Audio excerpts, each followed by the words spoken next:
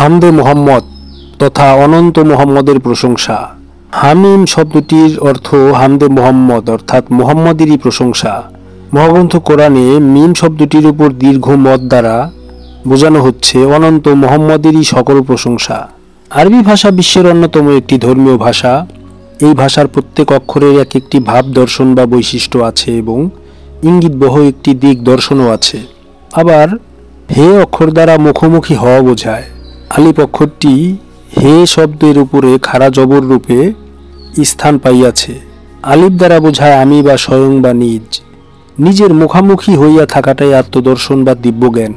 ইহাকে বলা হয় মান আরাফা নাফসাহু, অর্থাৎ যে নিজেকে দর্শন করে বা চিনে। নিজেকে চিনিলে অনন্ত মুহাম্মদের দর্শন, নিজের মধ্যেই আপন রব রূপে দর্শন লাভ হয়। এই রূপে প্রত্যেক মানুষকে মূলত মুহাম্মদী সেকেলে সৃষ্টি করা হইয়াছে, যাহাতে সে আপন আমল দ্বারা সেই সেকেল অর্জন করিয়া লইতে পারে।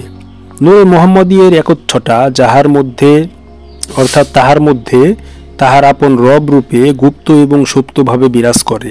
শুধু এই রূপে আমরা মুহাম্মদ আলাইহিস সালাতু ওয়াস সালামের মতো বাশার অর্থাৎ দৈহিকভাবে মুহাম্মদ আলাইহিস সালাতু ওয়াস সালামের মতো মানুষ। হামিমের হা অর্থ দর্শন বা দিব্যজ্ঞান, মিম অর্থ মুহাম্মদ। এখানে মিম অনন্ত, এই অনন্ত সর্বদিক হইতে, প্রকাশে বা অস্তিত্বে অনন্ত, শক্তিতে অনন্ত। তিনি ছাড়া এই দুই গুণের অধিকারী অন্য কেহ নাই বা কিছুই নাই। সকল মহাপুরুষ তাহার মধ্যেই বিলীন হন বা হারাইয়া যান, অন্য কোথাও হারাইয়া যাইবার জায়গা নাই।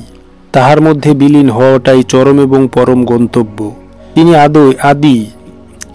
তিনি আদি মধ্য অন্ত, সর্বত্র তাহারই দুই গুণের প্রকাশ।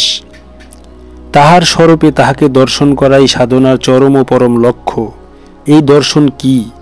দেহ ও মনের তথা জাহের বাতেনে সর্বরূপে অনন্ত মুহাম্মদকে দর্শন করিলে তাহাকে দেখা যায়, কিন্তু এই দেখা অসম্পূর্ণ এবং দুর্বল। তাহাকে পরিপূর্ণ দেখিতে হইলে লাম ও কাম তথা লোকোত্তরে উপনীত হইয়া পরিপূর্ণভাবে নাতে চলিয়া যাইতে হবে তথা বিষয় বাসনা শূন্য অবস্থায় চলিয়া যাইতে হবে। বিষয় বাসনার কোনো অংশই আর এখানে থাকিলে চলিবে না তথা হ্যাঁ এর কোনো অংশই থাকিবে না। ইহাতে সাধক মুহাম্মদের বংশধরে এবং পরবর্তীকালে মুহাম্মদে পরিণত হবে। ইহাই হামিমের বাস্তবায়ন। হামিম কথা দ্বারা মহাগ্রন্থ কোরআনে ৭টি সূরা আরম্ভ হইয়াছে। এই সূরা ৭টি হামিম সিরিজের বিশেষ ব্যাখ্যা। প্রকৃতপক্ষে কোরআনের সকল কথাই হামিমের ব্যাখ্যা। জাহান্নামে যেমন ৭টি স্তর আছে, হামিম সংকেত চিহ্নটিও কোরআনে ৭ বার আছে। মুহাম্মদী শক্তি দ্বারাই ৭টি জাহান্নামের এবং ৭টি জান্নাতের উত্তরণ হইয়া থাকে।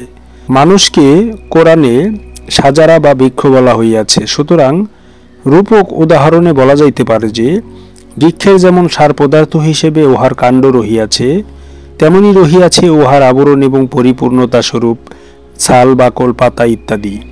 কাণ্ডের বাহিরের আবরণসমূহ সৃজনশীল, কারণ এইগুলি কাণ্ডকে অবলম্বন করিয়াই বৃক্ষের সর্বপ্রকার পরিপুষ্টি এবং বৃদ্ধি সাধন করিয়া থাকে। কাণ্ড নিজে নিষ্ক্রিয়, কিন্তু কাণ্ড ব্যতীত বৃক্ষের কোনো অস্তিত্ব কল্পনা করা যায় না। কাণ্ডই বৃক্ষের সার। অনুরূপভাবে মানুষের ভিতরেও মূল কাণ্ড শক্তি তথা মুহাম্মদী অস্তিত্ব এবং সেই অস্তিত্বকে অবলম্বন করিয়া রহিয়াছে তাহার নফসানি বা সংস্কার তথা জৈবিক অস্তিত্ব।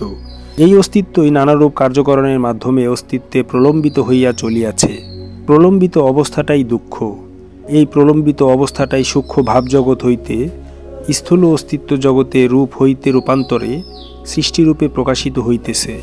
বাহ্যিক এই সৃজনশীল অবস্থাটা মূল অপরিবর্তনীয় একক মুহাম্মদী শক্তিকে অবলম্বন করিয়া চক্রাকারে ঘুরিতেছে। যাহাদের কাণ্ডজ্ঞান তথা মুহাম্মদী জ্ঞান আছে, তাহারা আপন বন্ধিষ্ণু অবস্থাগুলিকে বা নফসানিয়াতকে অনুভাবে মুখোমুখি দর্শন করে, যাহার ফলে তাহাদের সৃষ্টিচক্র কমিতে কমিতে মূল কাণ্ডে আসিয়া তথা মুহাম্মদী অস্তিত্বে আসিয়া বিলীন হইয়া যায়। ইহাই তাহাদের মুক্ত অবস্থা। অতএব কাণ্ডজ্ঞানহীন মানুষের মুক্তির কোনো সম্ভাবনা নাই। কাণ্ডজ্ঞানের সহিত যাহারা আপন অস্তিত্বকে দর্শন করে তাহারা মুমিন। মানুষের মূল কর্তব্যই হচ্ছে মুমিন হইয়া